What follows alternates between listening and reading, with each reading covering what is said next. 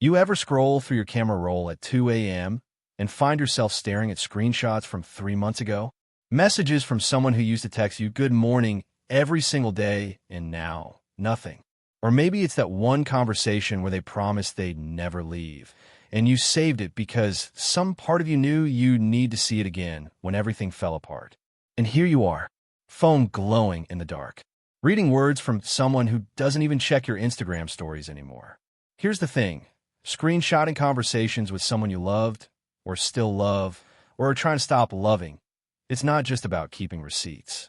It's about how your heartbroken brain is trying to make sense of loss, betrayal, hope, and the gap between what was promised and what actually happened.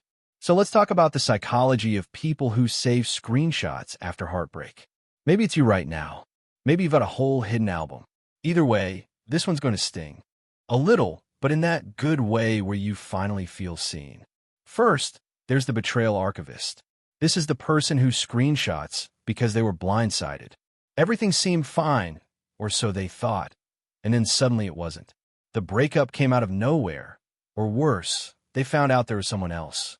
So now they scroll back through the messages, and there it is. You're the only one I want. I've never felt this way before. We're going to build a life together. And they screenshot every single one.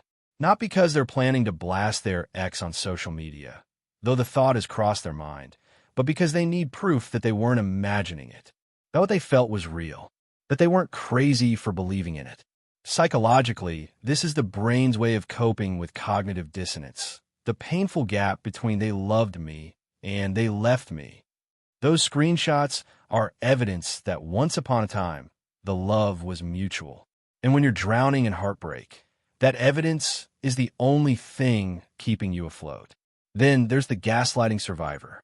This person was in a relationship where reality kept shifting. One day, their partner was all in. The next day, distant.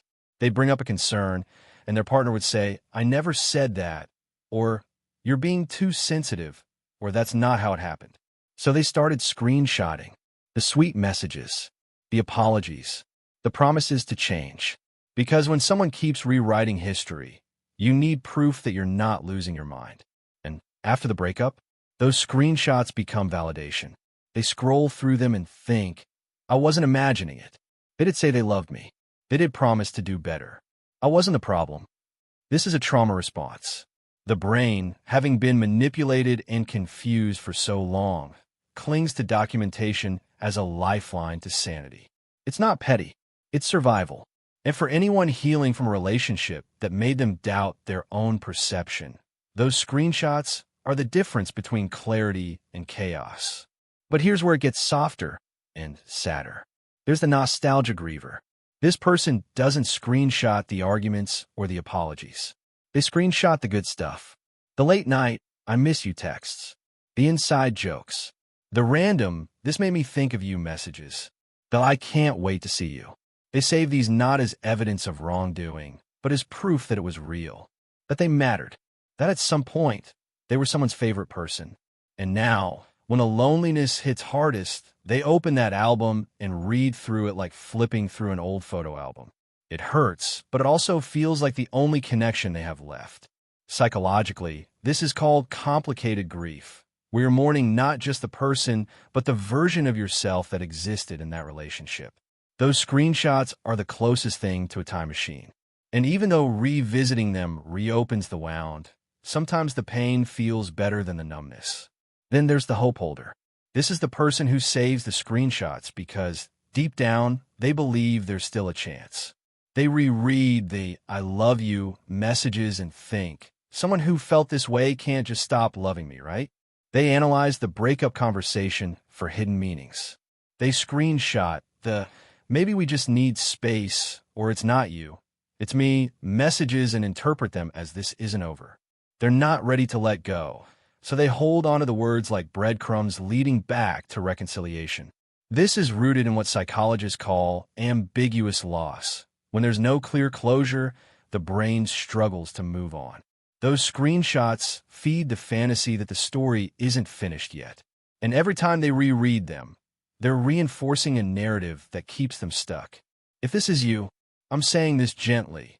Sometimes the love was real, and it's still over. And those screenshots are keeping you in a loop you deserve to break free from. And finally, there's the pattern recognizer. This person screenshots not just from one relationship, but across multiple. They start noticing the same phrases. You're different from everyone else. I've never felt like this. I'm not going anywhere. Different person. Same script. And suddenly, those screenshots aren't about one heartbreak. They're about a pattern. Maybe they keep choosing emotionally unavailable people. Maybe they ignore red flags because the love bombing feels so good. Maybe they're replaying a childhood wound in their romantic life. Those screenshots become a mirror. A hard, uncomfortable mirror that shows them they're not unlucky in love. They're stuck in a cycle. And recognizing that, that's the first step toward breaking it. It's painful, but it's also powerful. So here's the real question. What's in your screenshot folder? Is it proof that you weren't crazy? Is it evidence of how much you were loved, even if only for a moment? Is it hope you're not ready to release? Or is it a pattern you're finally ready to see and change? Because the screenshots themselves aren't the problem. It's what you're doing with them. Are they helping you heal? Or are they keeping you stuck in a story that's already ended? Which one of these is you? And more importantly, what are you going to do with those screenshots now? Delete them and let go. Keep them as a reminder of what you survived? Or maybe just put the phone down and let yourself feel the grief without rereading the script. Drop a comment if this hit home. I know a lot of you are sitting with a camera roll full of ghosts. And if you need more of this kind of real talk, stick around. We're diving deep into the messy, beautiful, complicated psychology of love and loss.